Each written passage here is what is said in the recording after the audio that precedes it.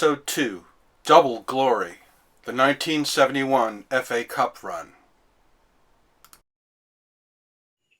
Welcome everyone to the Goonaholics Forever Double Celebration in association with and on behalf of the Willow Foundation.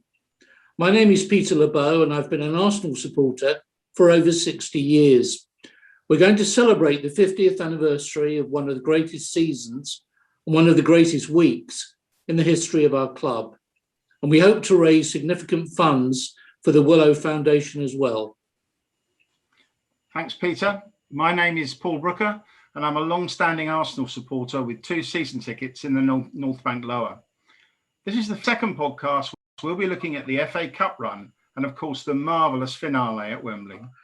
I could introduce them to you. First of all, the goalkeeper who played in all of the games during that season, Bob Wilson, who made a total of 308 appearances for Arsenal and kept 125 clean sheets. I can't find a goal here, Bob, but that's about the only blemish on your record. And with him, Pat Rice. Pat was represented Arsenal on 528 different appearances. He did get 12 goals, but one of the key facts about these gentlemen, they are the only 2 people in history who were involved with the club during the all 3 doubles that Arsenal have achieved. Bob was 28 years as a goalkeeping coach at Arsenal, who, after he retired, he took over as goalkeeping coach and worked through until 2002. He was also Arsenal Player of the Year during that famous double season, which is a tremendous achievement. And Pat Rice has an incredible, a really stellar Arsenal career. Pat was obviously the right back in the double winning side, but he also was the skipper of a team that got to Wembley 3 years in a row and also to the European Cup Winners' Cup. And Pat lifted the cup as Arsenal captain in 1979 and then went back to the club and became the youth team coach and subsequently the Arsenal first team coach during the period of 1996 to 2012, which is an incredibly successful period for Arsenal Football Club. So we are absolutely delighted to have them with us, and thank you, gentlemen. We're here today not just to celebrate the double, but we're here to try to raise as much money as we possibly can for the Willow Foundation. If we could run the video which will tell us a little bit about the work of the Willow Foundation.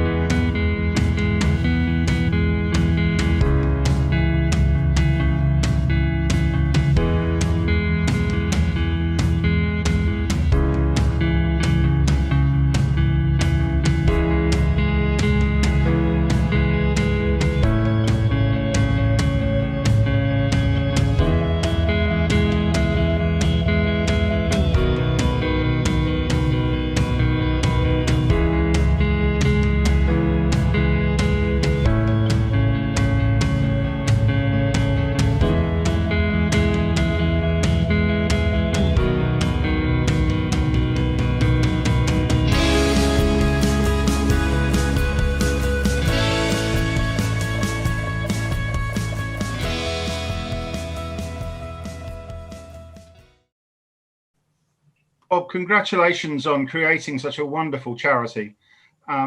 Perhaps you can, it's been a difficult year for charities. Perhaps you can tell us why it's so important that everybody watching this video digs deep in their pockets and gives whatever they can afford via the donation site. Well, that's lovely. And I mean, it's great. It's a great privilege for Pat and myself to be here. But Willow, you'll have seen from the video there what an extraordinary, from 18 special days that Megs and I gave in year 1 to where we are now 21 years later, having given 17,500 special days. I mean, Anna will be looking down saying, what are you two doing? I mean, but she was the reason for it. And she was a community nursing sister who was unlucky enough to get one of the rarest cancers known to man. And in the last few weeks of her life, she sort of sat us down and said, Mum, Dad, don't let this thing destroy you. If anything, use what you've learned. And Megs was the one who said, well, what have we learned? We lost a daughter 6 days short of her 32nd birthday and just married for 3 or 4 years. And so anyway, it was out of that Megs went and saw medical professionals and said, look, we can give treatment, we can do this, we can do that, but we cannot give quality of life. And so that is basically quality of life, quality of time, which is the whole purpose of our special days. And it's been remarkable for us, and it's a great legacy, obviously, for Anna, but we are hugely appreciative, especially in these times where we've not been able to give the service because of the pandemic. It's amazing that we are able, that with the support of people like yourselves to keep Willow going, basically. Thank you.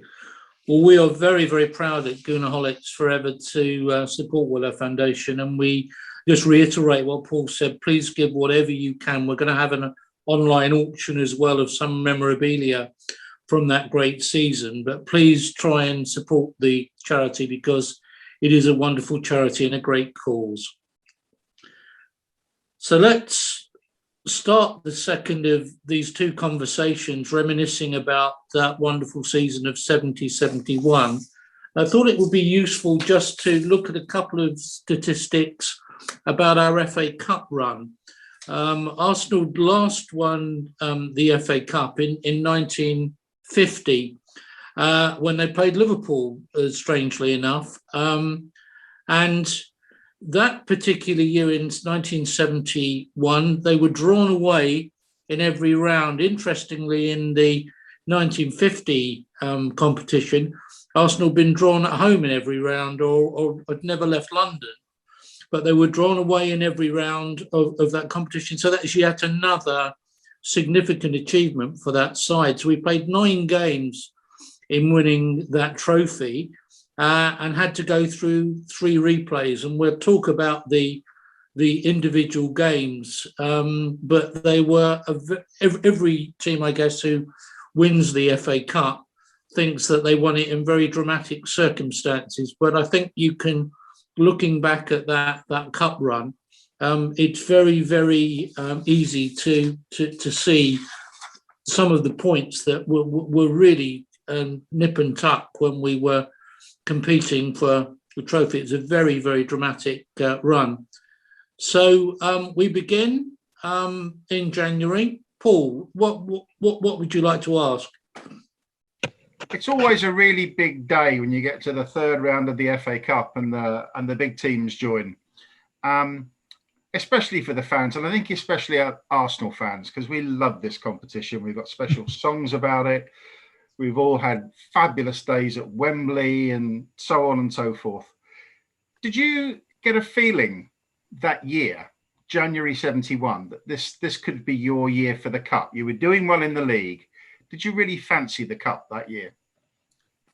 I think speaking for Pat and myself here, I don't think as a player you ever go into a game without having the philosophy, we're going to win it.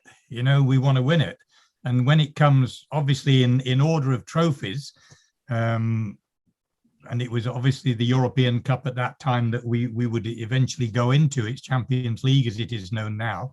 But I mean, outside being league champions, the next, to me, it's still I hate it when people say the FA Cup's lost its everything that it meant. Well, to me, it never will do, because it's one of the oldest trophies and it's one of the greatest competitions that you can be a little club, a non-professional club almost, and you can get into the 3rd round, which we're talking about here. So I don't think don't know what Pat feels about this.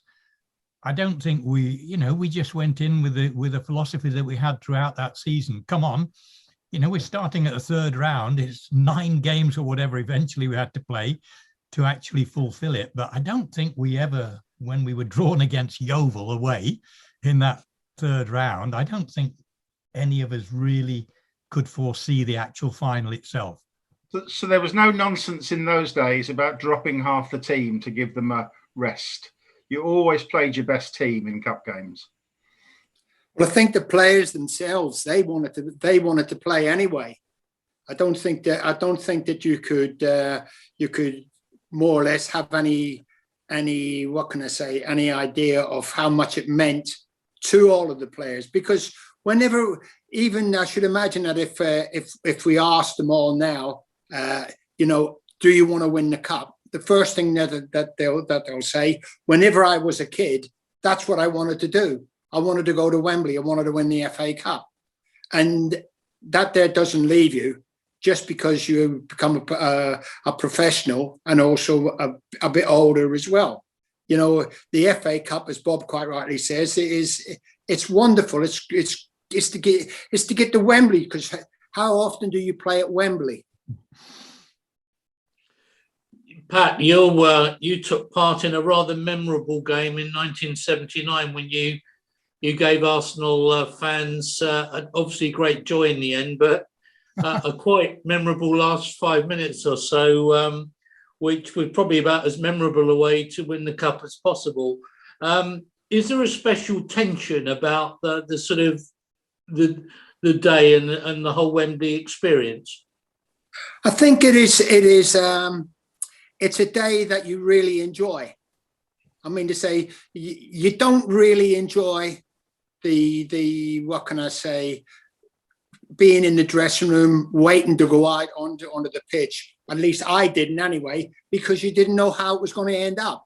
Yes, you had every confidence in your side, but you just basically hope that you do your job and that you don't have a nightmare, or you don't more or less cross a goal, and so that's mainly what went through my head anyway. Whenever I. Thank you.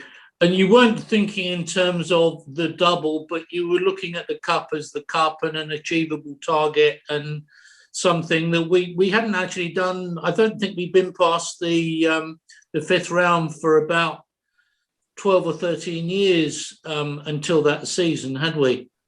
But I also think as well, maybe Bob will come in and see, and we'll see what he says. I still think that we thought and we knew that we would be hard to beat. Mm-hmm.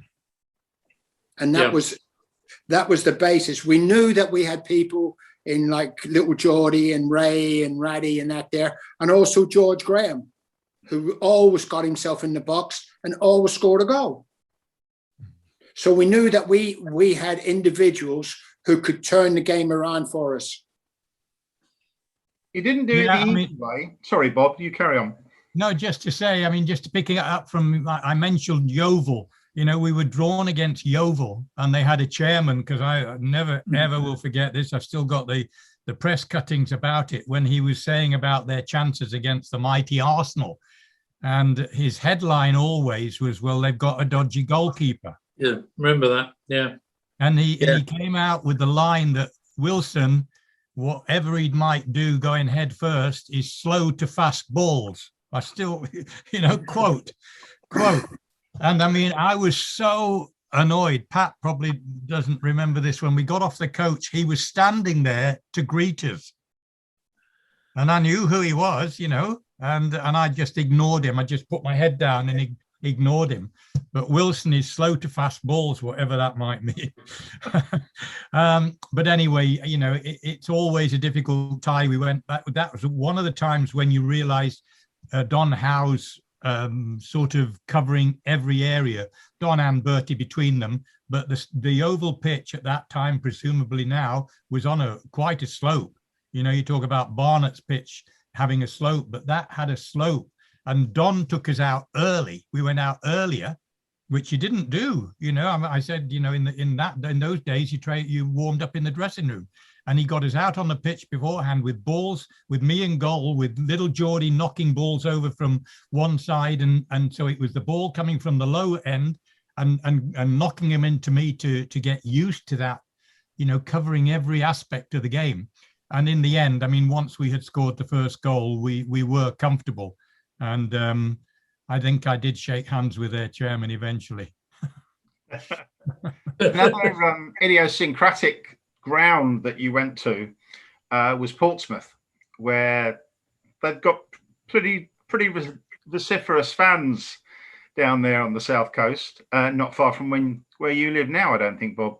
Were they hostile environments and bear pits to go into and play in? Yeah, I remember the Portsmouth game really well. I mean, you will always remember games where you feel you contributed, you know, where you can just sit back and say, look, the guys, I had nothing to do and everything. But the first game at Portsmouth at Fratton Park, was it Fratton Park, I think? Yeah.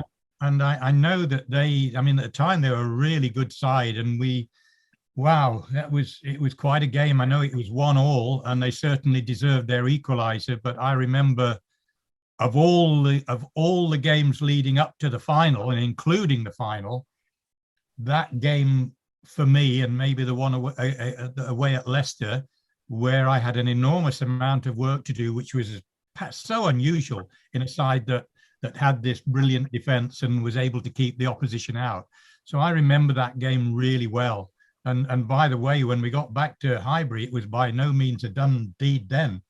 And they took us all the way to the final whistle. It was a close game before we actually knocked them out. Yeah, I remember that as well. I think I was carried off at Portsmouth. I was slid into a tackle and the stud stuck in the ground. And I can remember being into the treatment room on the Sunday and on the Monday and what have you not, and getting treatment. And they basically, I went out playing on one leg. Mind you, only had one leg, to be fair. But no, as you quite rightly said, Bob, it was, I think what it is as well is that all of a sudden, it's like we always say now as ex-players, it is the Arsenal. It's not Arsenal, it is the Arsenal. And it seemed to be that people raised their games against you simply because you were going to play the Arsenal. And I should imagine this when people nowadays are going to play Barcelona, Real Madrid, Man City, you know, things like that. You made it to the replay, by the way, Pat. I did make the replay, Bob, on one leg. I've just been checking for the replay. Yeah, you definitely made it. Yeah, I'm a lucky boy, huh? I've got a memory of the wonderful goal by Charlie George in that replay, where I think he ran from the halfway line, and then of course in the next round he got one of the most famous goals of that cup run. That was we were drawn away to Man City in the fifth round. That really was a very challenging game, wasn't it? Because they were a terrific side then, weren't they? Oh, yeah. I mean, they were absolutely a top side, and I actually very regularly, Megs and myself, in our summer holiday, go to the Algarve, and so every year that we've been to the Algarve over many years, Francis Lee, who became a very successful businessman, he has a beautiful villa out there, lucky boy, which didn't come from his football days; it came from his business days. But we meet up and we you know, chew the cud, as it were, about all these sort of things and laugh about it. And he always remembers that game particularly well. And they had a really, really strong side at that time. And to go there, you know, we were by no means favourites in that game. And it was an evening game, Pat, wasn't it? I'm sure it was. It was raining as well, Bob. Was it not put off? The game on the Saturday was put off, or we had to play in midweek?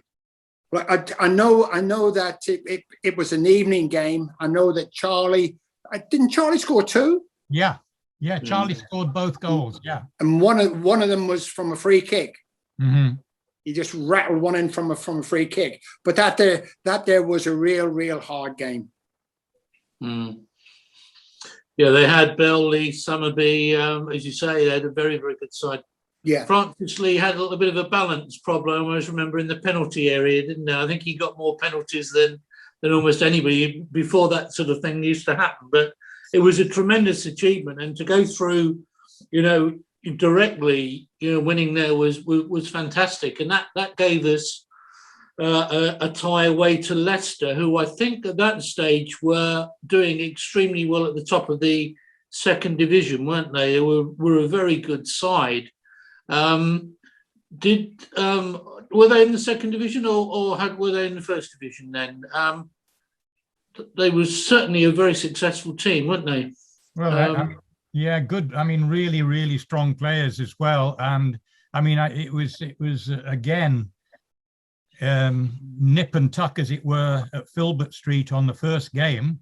You know, I tend to try it, but I remember actually my mistakes more than saves. But that, you know, we were 0-0 there, and the replay at Highbury came down in the end once again to Charlie.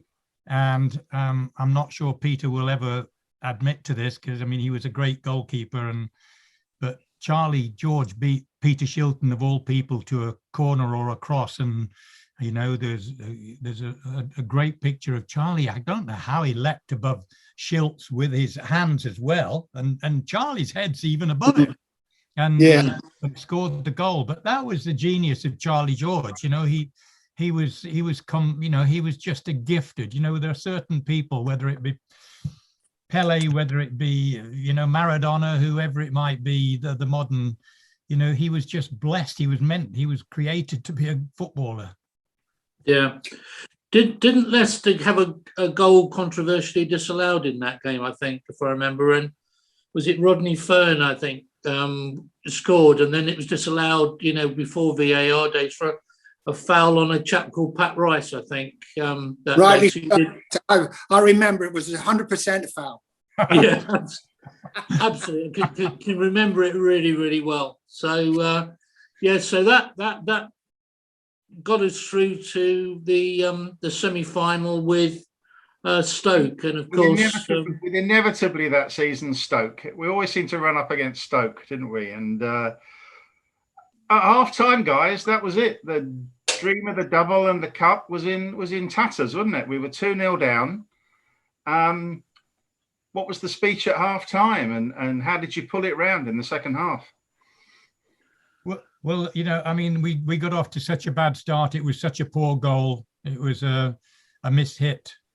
I think anyway, in my memory, it was a bit of a mishit sort of back pass that they picked out. I think Richie scoring the opening goal. I mean, when we went 2-0 down, obviously you can imagine. But that, I mean, if anything tells you about the sort of resilience we had, the sort of togetherness that we had, the competitive spirit, the never say die attitude, that game was the one that personified it, because, you know, we went out there, we were never beaten. I know we were going right into the closing minutes before the dramatic penalty came up, but yeah, I mean, it you know, you don't win anything without having moments of huge drama, and it's how you come back for the moments when you're almost, people are saying you're out of it and you're not going to win it. But I'm sure Pat remembers that game as well as I do. Well, what I remember, Bob, more than the actual game itself, was at half-time, when we came in at half-time, Don Howe, instead of having a pop at us, he sat us all down. He said, look, he said, you've got 45 minutes now. Go out there, give it 100%. And when you walk off the pitch, you know that you tried your best. Mm-hmm. Can you remember him actually saying that? Yeah, no, he just, I do, you know, yeah. Usually he would be blaring at us. You haven't done this, you haven't done that. But it was completely different. Yeah.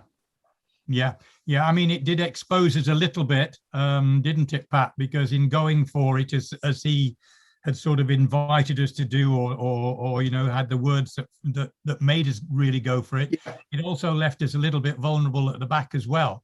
You know, obviously on the breakaway, but you know, that's when somebody like your coach, somebody like your manager, somebody like your skipper, something will be said that sort of inspires you, that makes you, you know, because we at half time, you know, we were so disillusioned coming off. We were 2-0 down, and we've got 45 minutes to either not be in the cup final and continue the possibility of a double, or, you know, chasing the double. I'm not sure we would have won the league if we'd lost that game. It's an interesting one for me now as to how we would have reacted had we lost that game. Yeah. Tell us a little bit about that penalty and how you were both feeling. Bob, were you watching? No. From your goal, Pat? No. Peter Story was taking the penalty. Another of my famous photographs that I have. I was on my hands. I was just like a hedgehog gone into its shell. I daren't look. I mean, they will contest it. I mean, I saw Banksy many times after it, and saying it wasn't handball and everything. And I mean, it clearly was handball. It clearly was a penalty, even if we had VAR there. But I daren't look because we were back to 2-1. We were running out of time. Peter Story is taking the penalty kick, and I thought, I daren't look. This is against, the guy who's won the World Cup for England. This is against Banksy. This is about one of the great goalies. And it was a shocking penalty. Right down the middle, wasn't it? Right down the middle. And Banksy, fortunately, I mean, he had just put all his weight on his left side, didn't actually move his feet, and it goes to the right side of him. Oh, I only saw that later. I mean, I only heard the roar from the Arsenal fans that told us, we were back there with a chance. But it was an unbelievable penalty, really. But it's it was nice to sort of, oh my goodness, there you go. That's quite a good description. That's a good description. That's Hillsborough. You can't see me at the other end because I'm on the floor, curled up, but you can see he's not moved his feet. He's not even attempted to dive. He's just sort of put all the weight. There's no chance of Banksy getting back from that position. And really, that's only about a full yard from his left toe. So do you agree, Pat? It wasn't the best penalty. No, not at all. But I spoke to Peter afterwards, and I said, Snotty, I said, how did you feel? He says, well, what I felt, he said, oh, you lot are all jumping up in the air and like we've actually scored. He says, but I've still got to take the bloody penalty. He said, you're all going round as though it's like 2 each, and I haven't even taken the penalty. But it was that, wasn't it? But you had total faith in him. Basically, I was thinking, just hit the target at least, instead of going and blasting it and it going over the bar or going past the post or something. But Peter was brilliant. He was so cool. So it was typical Peter. Nothing bothered him. So I think as fans, we all enjoy comeback games. And you must have come out of that game 2-0 down at half time, ending up with a last minute or close to last minute penalty. 2-2. You've got to go into a replay. You must have felt we've dodged a bullet here, boys, and we've got this. We've got this. I remember, this is one time when I really remember what happened after the game with two young sons, and one of them idolized Banksy, Gordon Banks, my eldest son, John. I went in to the dressing room, the Stoke dressing room, with the program. That says coming off, by the way, which talk about stress, of being a goalkeeper. That's the one that shows it, But I went into the Stoke dressing room with a program to get Gordon to sign the program for John. And I came back out of that dressing room and went into ours. And I actually remember saying, whether it was to everybody, but certainly to Don and Bertie, we're going to win the replay. They're gone. They were in total distress. They weren't even in the shower. They were just head in hands. They were totally, they clearly thought they'd blown it. They were right. And they were right, because Pat, the replay was, I think, at Villa Park, but it was a non-event, wasn't it? Yeah. From their point of view. Yeah, absolutely. They say whenever you come back from the dead, you just don't think that anybody's going to beat you. And in actual fact, you could argue that it was one of the only games where you were looking forward to playing them, because you weren't going to take them for granted, because they had played so well against you in the first game. Yeah. So straight away, your attitude's going to be better anyway. Not forgetting the 5-0 that rattled us with at the 14th game of the season or whatever. That's right. That's absolutely right. Terrific. So great memory. Obviously, we got through Villa Park and in a pretty one-sided affair. It was a very controlled performance. So we were at Wembley, and Wembley wasn't. Would have been your first appearance at Wembley, Pat? Yes. Yeah. There was. Sorry. Yeah. Carry on. No, I was just going to say that was the first of a few games that I played there. Yeah, I wanted to. Bob, you famously played at Wembley in the Swindon game, which you mentioned in our previous podcast. Did you feel under pressure because of that game, or did you see this as a chance to atone? I'm not sure about a chance to atone, but I had suddenly, with all the dreams from being a kid and my hero Bert Troutman and all the problems that created a bit with my dad, because my two eldest brothers were killed in the Second World War, and my dad couldn't understand me having a hero who was a German paratrooper. And we'd won the league. We were champions of England, and it wasn't a case of half done. I honestly feel on remembering that day, I felt confident. We stayed quite nearby the night before. I think the guys were on a high, even when we went out, the presentations and everything, I didn't feel the nerves because I was a nervous player always, always thinking the worst sort of thing. So I can only remember going out with confidence, with real confidence. And I mean, I know the game went into extra time, but we were the better side by a mile on that day. And we hit the post a couple of times and missed a couple of chances and finished up having to go to extra time. And I'm sure Pat will, I certainly had one big save, a double save on the stroke of half time, a free kick from Alec Lindsay. And it was down the left corner, a parry, and I went for the second one. It was like a double save. But that was the only thing I had to do in the first half. I think Pat will probably remember it like that as well. Sorry, Pat, carry on. No, you're fine. I said, did Don give you any particular instructions about that game? Because obviously one of the big attacking weapons for Liverpool was John Toshak, who was a very, very good header of the ball, wasn't he? Was that a particular problem? Because we weren't a big defence, were we? Sorry, go on.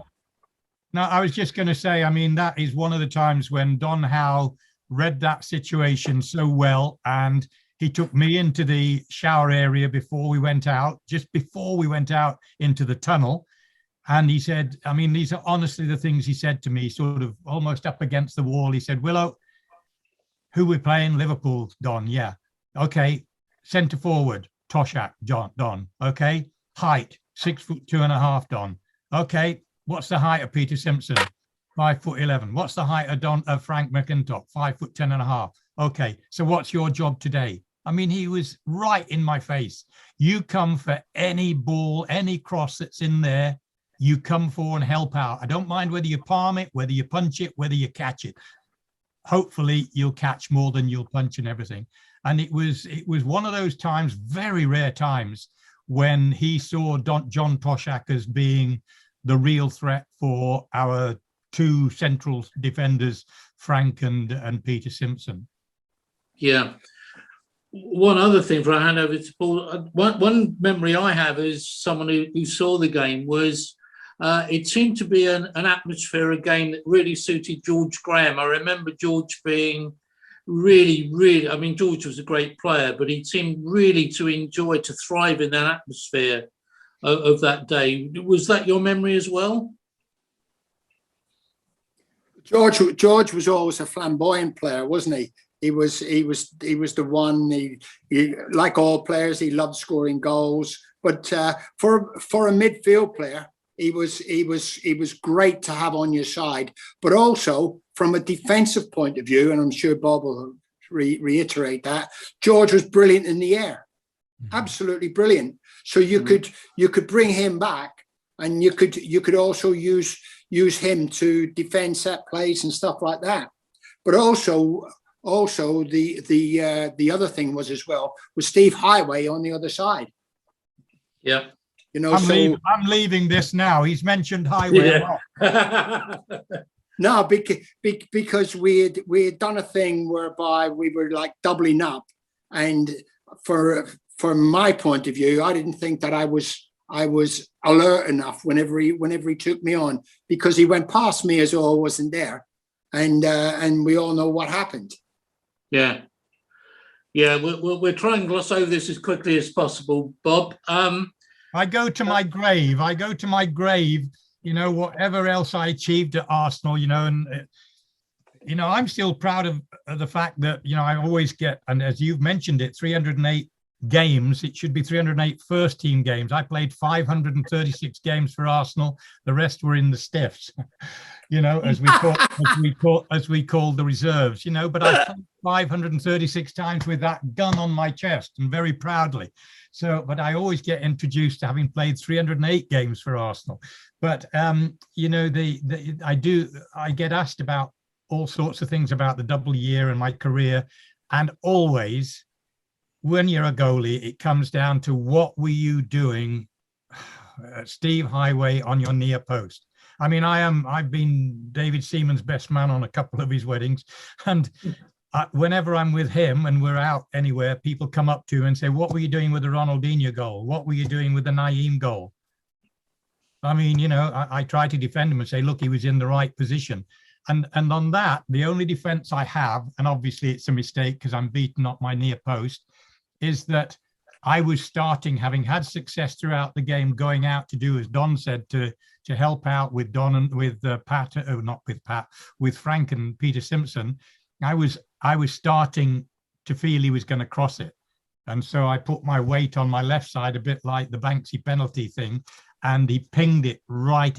Pat was close to him, so he will have seen it from the time it left his foot, and it actually clipped the bottom of the post as it went in. That's it. That is the moment I realized I've been beaten on my near post. What you don't see there is Frank McClintock in the shot, because as I swiveled round and you could hear the Liverpool fans screaming delight, remember this is in extra time, Frank, who had lost with Leicester City and lost, I think, 4 finals by that time at Wembley, had his hands on his hips, and I'm not going to repeat the words that came out of his mouth, but they weren't, they were blue. The words were pretty blue. And, you know, and it was a look as if, oh no, not again, not another loser's medal.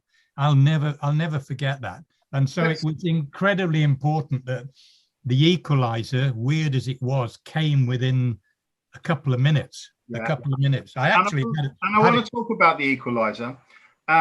50 years on, you gentlemen who were there at the time have got the opportunity to absolutely nail it as to whether it was Eddie or George that scored the equaliser.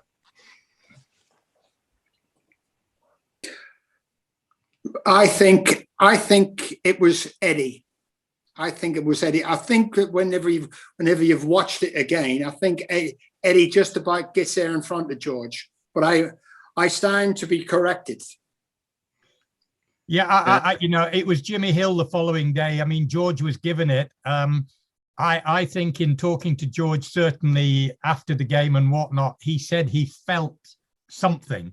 Now, it could have been contact with Ray Clements there on the floor. It might have been, you know, but there is no doubt. I mean, it was such a mix-up by the Liverpool lads.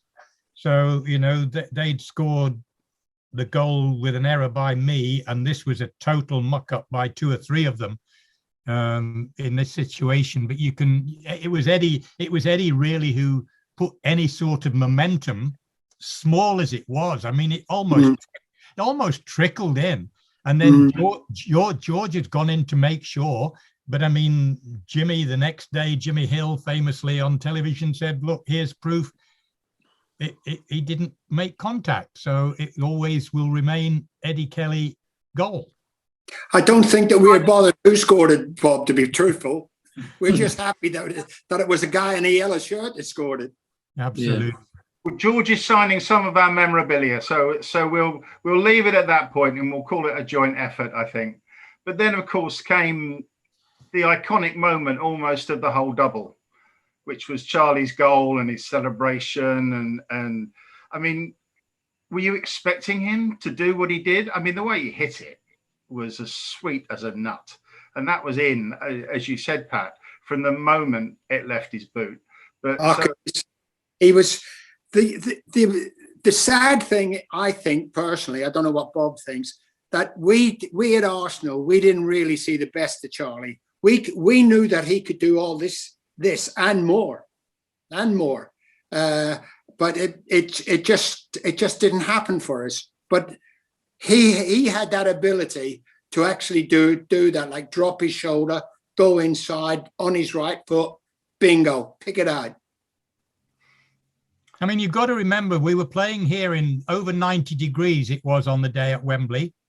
And I mean, you see Charlie on that strike there, he's got his socks down. I think virtually, most of the guys on the pitch, not the two goalies, but certainly the guys who had run all afternoon and gone into extra time, they cramped up. There was so much cramping up on when we got to this stage of the game.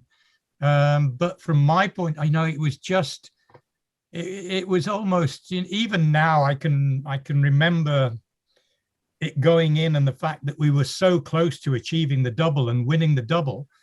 And Charlie, by the way, was a guy, when I used to carry on my school teaching in the afternoons, used to teach him on the sports field in the afternoons. And every other student at that school said, yes, sir, no, sir, Mr. Wilson, sir.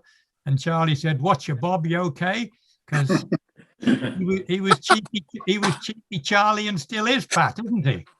Absolutely. You wouldn't want him any other way. You wouldn't want him. And it was a most extraordinary strike. And his reaction as well, to ever be the guy who scores the winning goal in a cup final, puts you in the history books forever. And I mean, Charlie's dramatic way, every single one of the outfield players, including you, Pat. Absolutely. Were up. They were there. There was just the lonely goalie at the other end, who was suddenly thinking, God, we're near the end, 8 minutes or whatever. And I had a sort of a colleague at the BBC, because I was doing a bit of work at the Beeb at that time, even then. And he was saying 8 minutes, Bob. And then when they got a corner, or when it got 6 minutes, Bob, and everything. And then he was telling me how many seconds there were to go, right up until they got a corner with the last kick of the game. And Bob McNabb, who was excellent at, Pat will agree with this, at looking along the line and being, you couldn't stop Nabbers if you ask Nabbers a question and half an hour later he's still talking. But he hit me on the backside, and I was on sort of the back post, or going towards the middle of the goal when they got the corner, and he was saying, wherever it is, Willow, you go for it. Unfortunately, it was right on the near post, high. And it was, obviously a distance to go, at least half and it stuck in my hands. And from then on, I was wasting time, sort of dribbling it to the right, dribbling it to the left, wasting it. And as I kicked it, the referee blew the whistle. Yeah, absolutely wonderful memories. When the whistle blew, can you remember what your first reaction was, both of you? Was it just pure euphoria, or particularly, I know, Bob, you've spoken in the past to me about Frank and the agonies that he'd suffered at Wembley. Did you have a particular thought for him then? Do you know, I think the guys initially, I mean, when we were still on the field, there was obviously, they were all good guys, the Liverpool guys. There was a lot of, handshaking and well dones and everything. I mean, I particularly, Goalkeepers Union, headed for Ray Clements, who was 21 years of age and came out with something that he talked about for the rest of his life, which is being cut all too short. But I went up to Ray and I came out with the words, and he was crying. Ray Clements was crying, and I put my hand on his shoulder and I said, look, Ray, you know, this has been amazing for you and everything. I'm 30 years of age. I might never come back here again. You've got a career in front of you. Well, Bob Wilson missed the cup final the next year through injury and never, ever again played at Wembley. And Ray Clements went back, I think he said 38 times. Yes. So it was, you know, it was the immediate reaction on the field was complimenting, you know, and you know, tears. There are tears if you lose a cup final and everything. If you're a normal human being, some maybe see it differently. But I mean, we were elated. And from that moment for me, when we were going off and starting to climb the steps, I only remember holding Frank back, because Frank had been a loser on these 3 or 4 cup finals. And finally, he'd not only won, but he'd been the captain and footballer of the year, which I think had been announced already by then. And he was footballer of the year, and he was captain of the Arsenal side that had won the league, and he'd won the double. And I remember saying, Frank, slow down, take it in. Because, you know, I didn't want it to go by him. I mean, this is one of the great leaders and captains, which I know Pat will back up, because he saw it like I saw it, and he remains, you know, an inspirational figure in that 6-year period where we finished first or second in a major competition. I can never speak too highly of Frank McClintock. Well, I know that from my point of view, I know that you've said about it being hot and having cramp. I had bad cramp. In actual fact, I asked George Wright if he would go up and get my medal for me. And he said, don't be so stupid. You go up yourself. You can make your way up there. George Wright, by the way, guys, being our physio. I was on my knees. Oh, wow. That's amazing. Yeah. I thought I'll never get up them damn stairs. That is amazing, Pat. I never realized that. Oh, I was cramping in both hamstrings. Yeah.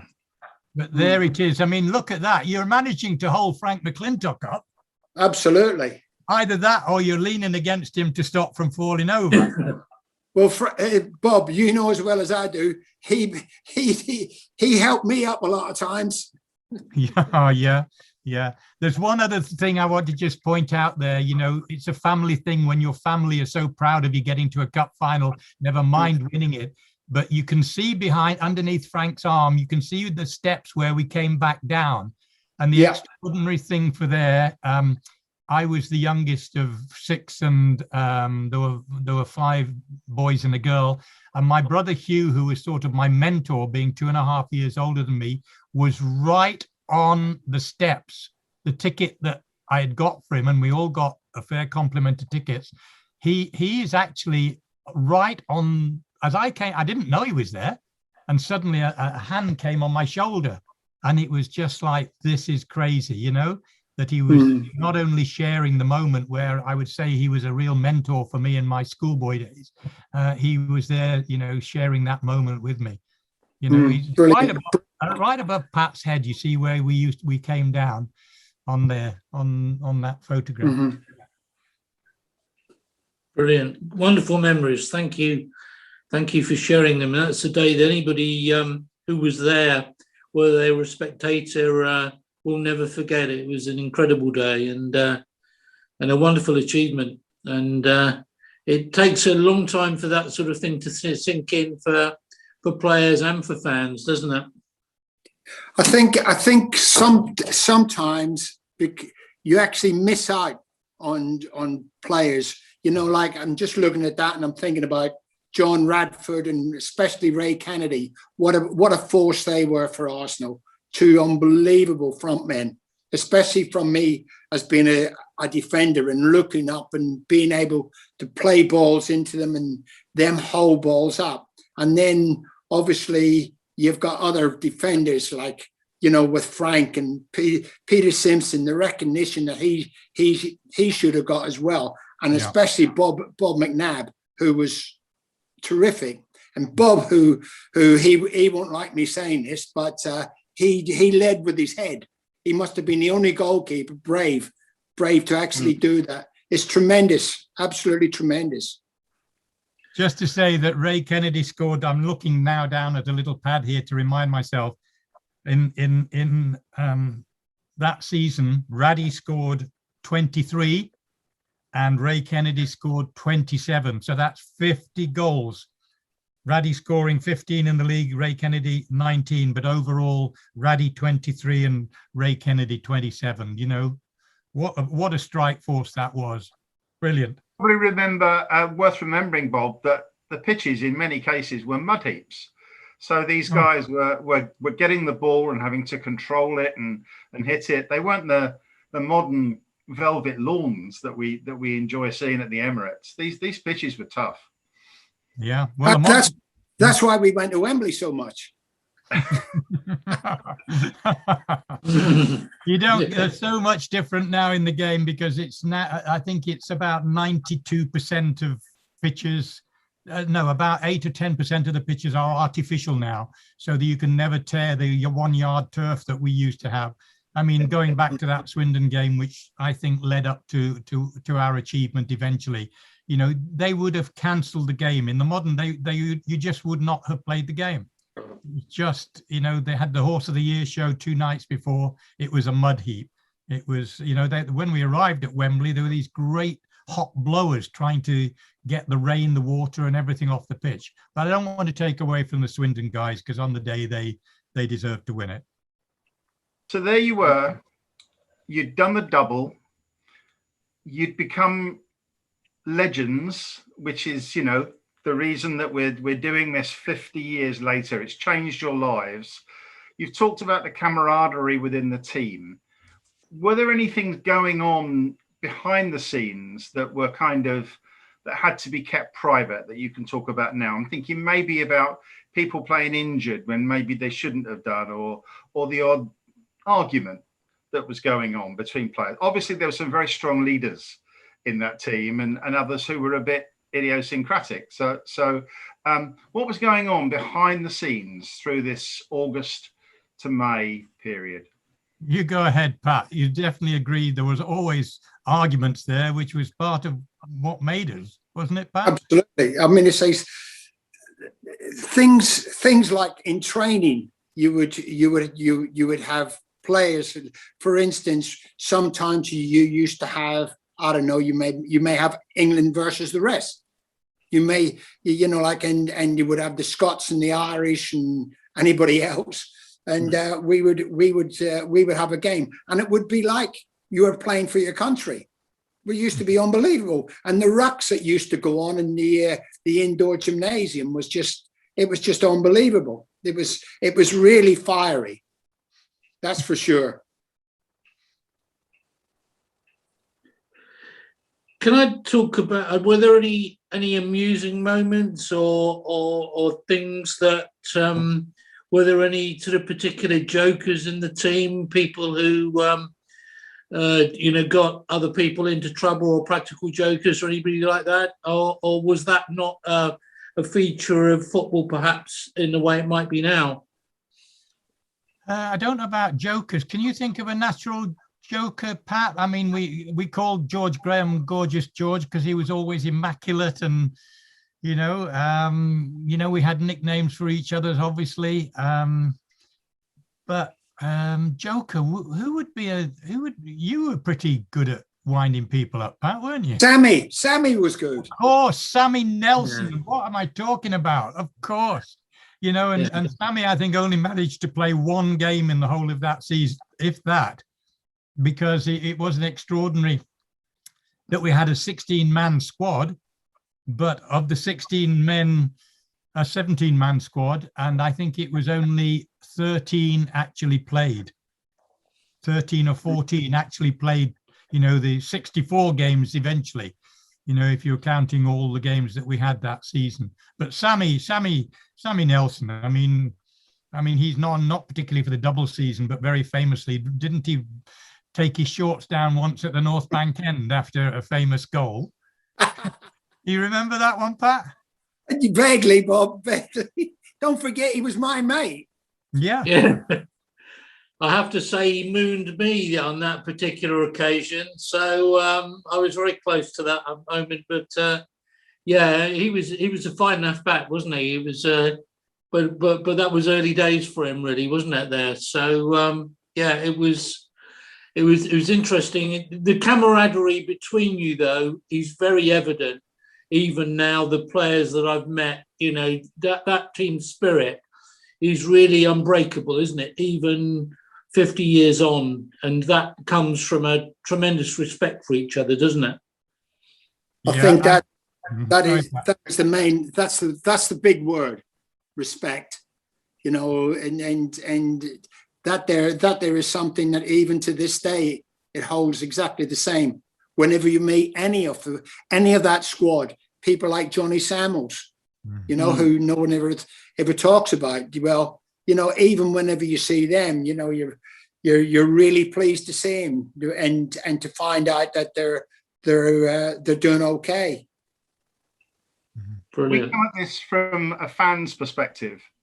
I've been following the Arsenal since I was 6, which was 1964. Peter, with you on here, has been following the Arsenal since 1886. Very cruel. What are your memories of the fans that particular season? And we can see one example. I presume this is the Upper Street Islington Town Hall celebration. Well, I mean, this is a Sunday. You know, you've got to remember that we had a celebration immediately afterwards on Park Lane in the hotel, owned by one of our directors. We did the match of the day that night. We then went to the Danny LaRue Club. Did you go to that, Pat, or not?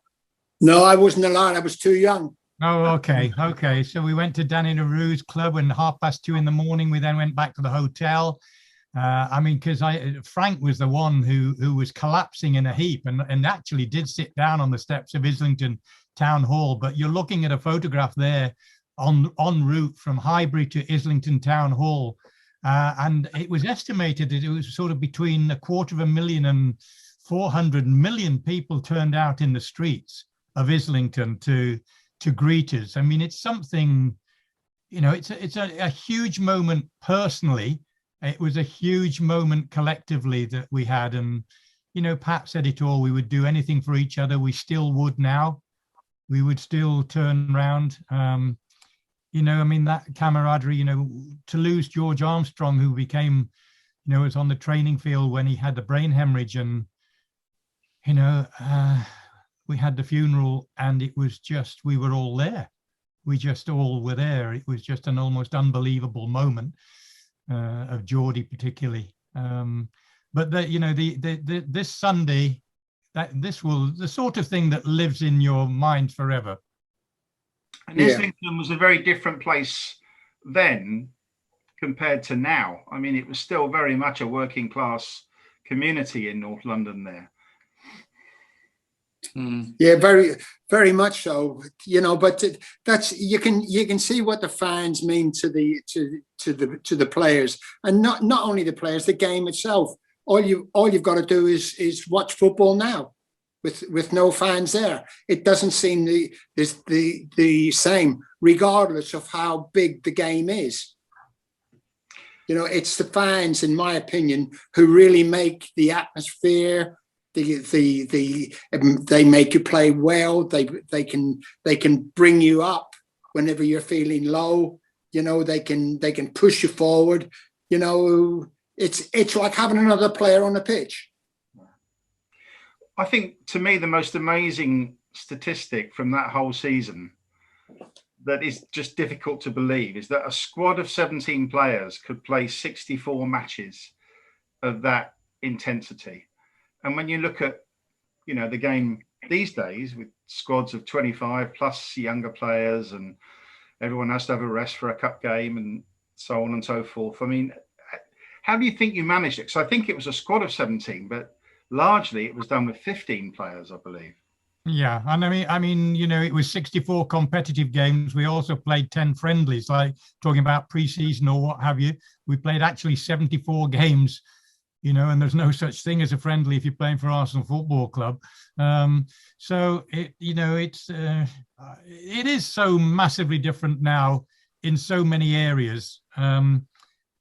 And all, you know, the game, the basic, well, even the rules have changed to a degree, obviously on back pass rules and things like that. And we've got VAR, which is just a nightmare. We have playing out from the back, which I'll never come to appreciate unless you do it in a certain way. Pat will tell you, if I caught the ball and I got the ball and Pat immediately made a move to my right to go out a little bit wide, or Bob McNabb to the left, or whoever, I had an alternative usually. Okay, I'm not saying I didn't sometimes kick it straight, but my first thought was 15, 20-yard throw to Pat Rice, 15, 20-yard throw to Bob McNabb, or, you know, or even a throw, you know, into the midfield area if they weren't unmarked, or beyond that, I would kick the ball towards Raddy and Ray Kennedy. Usually Ray Kennedy, who had this great build, and he would hold it, and Raddy would spin off him, and we would start an attack.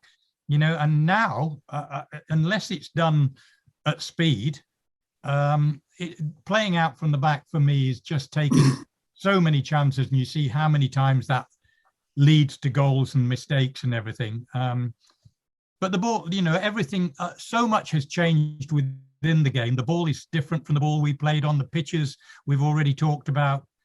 The goal's about the same size, and that will always remain. And, you know, at the end of it, they changed certain rules, including the type of ball they play, because they want bums on seats, and they want the crowds, and they want goals. And that's ultimately what is going to keep everybody entertained. But certainly from the time, all the time that I played, it has changed dramatically. And Pat's been there forever and a day, you know, mostly at Arsenal, obviously. And I'm sure, you know, you have seen the changes and had to adapt to them, Pat, far more than me when I was coaching goalies. Yeah, I mean to say, even whenever I was, well, I think whenever you were there, Bob, later on, the speed of the balls were lighter, and you've got to put up with that, and especially with some of them. When you're saying that some of the players in our day, they could hit a ball, can you imagine what they'd be like now? Yeah. Whenever it's so light, but you are taking chances, and coaches and managers are prepared to play that way. The feeling is the longer you have the ball yourselves, the less chance the opposition have of scoring, and the more chance you've got of scoring. But I think all of this has come from people watching Barcelona and Real Madrid, and like Brazil and what have you not. Yeah, the difference, Pat, on the ball, you know, the ball that we played with, and Charlie was proof there that on a day with 70 degrees at Wembley Stadium, he can hit with such power, but it never moved, it never deviated off its path into the top corner past Ray Clements. You get Charlie hit it, if that was Charlie George now and hit the modern ball on its route, the goalie, he sees it kicked, and then it's going to go up, down, right or left on its way because of its lightness. Which, you know, from the goalkeeping point, I'm not just goalkeepers union here, but that is one huge difference in, you know, you don't see Big Pat Jennings, myself, David, you know, in our era, goalkeepers catch. Nowadays, there's this instant decision. Oh, I'm not going to risk catching this one. So it's parried, it's knocked away and everything. So different in that respect with the ball. Thank you. One thing that I think is a big question for Arsenal supporters, particularly who remember that side. We won the double in 71, and we went into the European Cup, where I think we felt we had a good opportunity to win it.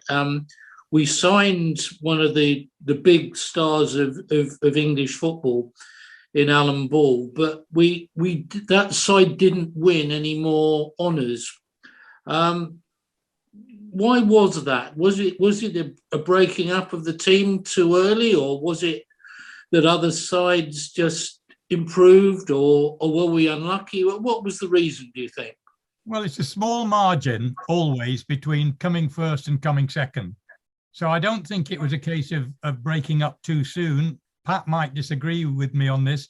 You know, we went back to Wembley for another cup final the next year. Okay, in the league, we did fall away quite considerably. But the following season, we were runners-up. You know, it completed 6 seasons of first or second, and Arsenal being back where they belonged. Pat, are you with me on? Do you think we broke it up too quickly? I mean, Frank's disappearing, but he was there still for another year or so, wasn't he? No, I just think that sometimes the luck doesn't go with you, and I just think that we had done so much the year before that all of a sudden to try and emulate that you would have to be exceptional, I think. Yeah, it was as you say, in certainly in 73, because we lost to Sunderland in the cup semi, didn't we, when we were favourites to win, and then finished second in the league. Those are fine margins, aren't they? We weren't far from potentially another double. So it was, interesting to hear your perspective on that. But you were still winners, and not just winners of the double. You both went on. I know Bob went into TV, but he had a sideline in 28 years of being a goalkeeping coach. Pat, obviously, you went into all sorts of coaching positions, including standing by the side of Arsene Wenger for so long. Do you think that winning mentality and the knowledge of what it takes to win helps you when you move into those positions and you've got other groups of young men to talk to and to motivate and so on? Well, I think what it does, I don't know whether Bob thinks this way as well, with the goalkeeping. I think what it does is that when you say something to them, when, like with, for instance, if it's Thierry Henry, you may say, you know, like, watch this guy because he's going to play you on your left foot, or he's going to, you know, like he's going to block you, or he's going to do this, or he's going to do that. You're not frightened of saying that, because if he turns around and he says, well, what have you won? You can say, well, I've won this and I've won that, and I've played for my country and I've done. So you've got that you can fall back on, but they would know that anyway. And I also think that also out of respect for someone like myself, that they would also know that as well.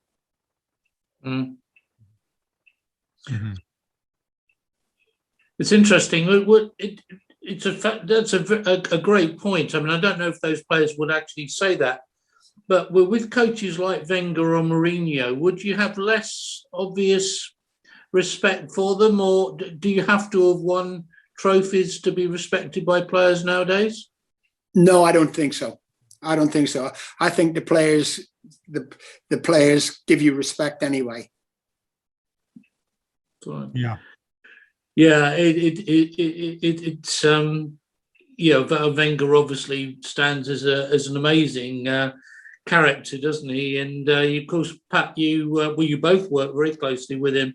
You worked with him for many years, and you sat on the bench with him many times. So it just underlines what wonderful careers you've had at Arsenal Football Club. I mean, it has been just a lifetime of involvement with the club, doesn't it? That is something that is really very special. And you know, there are literally, Paul and I would be in that situation. We one of millions of people who would love to have swapped places with you, even for a day. So you have lived through some very wonderful experiences, and we're very grateful for you sharing those with us today. Thank you both very much indeed. Well, can I just add to that? Can I just add to that I, you know, from Pat, and I know Pat, I mean, he's a huge mate, and you know, when I mentioned this to him and I said, look, Willow might benefit from this, Pat, you know, there's not even a hesitation. You know, we're teammates and friends and pals for the rest of our lives. And we shared, I mean, you summed it up really well there. I have these because I used to work on the telly, as you know. I don't know whether this will work. This. The championship. That's the championship. And that's the FA Cup. and that's the FA Cup. So I don't know whether this will work, guys, as we've been talking about this season, but that's what we played for, these things. And I know they're looking a little bit tarnished now, but this, we live for the rest of our lives. I mean, Pat with far more trophies than I had, but, you know, this is commemorating 50 years ago what was an extraordinary achievement, because obviously at that time there were so few clubs that had achieved it, just Preston, Aston Villa, who had played so fewer games to win it, but then Spurs ahead of us. And, you know, it's still difficult to win the double when you think about the double since 1971. Okay, our guys did it, but only 4 other clubs. And I'm reading here, Man United, Liverpool, Chelsea, Man City. They're the only other clubs to achieve the double. And alongside that, you could say with each one of those clubs about the amount of, well, oligarchs or sheikhs supporting it in the modern game. It just shows you it's still an amazing achievement. And I think for us to be part of it, it's just been great for Pat and myself, because it keeps the memory going and keeps providing, you know, they're great moments. They're things that we will treasure forever. Wonderful. Well, we're really grateful for you exchanging your memories with us. You brought them to life so beautifully, and I know all Arsenal fans watching this will be very moved and excited. There are many Arsenal fans who just don't know this story. One of the reasons we wanted to do this on Goonaholics Forever was really to try and teach a generation about what a great club Arsenal was before many of them were born. And this brings it to life so well. We would say to all people watching this podcast, please remember the Willow Foundation. Please go to Goonaholics Forever website. Please donate as generously as you can to support the charity. And we will have an online auction from memorabilia. We have a shirt signed by a number of the heroes from that game. Bob, I think he's just about to demonstrate it for us. You won't slip it on, Bob, will you? But no, this is so far. I mean, obviously I can't get the whole squad on because they're no longer with us. I mean, it's a replica shirt. It's heading to Pat Rice next, because I'm going to give him a call in a few minutes after we're finished. But this is where we've got at the moment. So it's the replica shirt from 70-71, and at the moment the signatures are our skipper Frank McClintock, the goalie, and Gorgeous George. And then underneath that, I'm hoping to get, obviously, Pat. It's going to Pat. And then I am desperately keen to try and get Charlie George to sign it as well. But I don't actually have his address at this moment in time. So, and we also have a couple of cup final programs from that year, and a certain book written by Mr. R. Wilson, the same life, which he has personally signed. So we will be auctioning all of these fine items. So please give generously. Again, gentlemen, thank you so much for giving us your time and your memories. It's been, I know for us, for Paul and I, very, very special. I think it's probably very special for any Arsenal fan to share in those sort of memories. But thank you for what you've done for our club, and thank you for today. Thank you. Thank you. Thank you.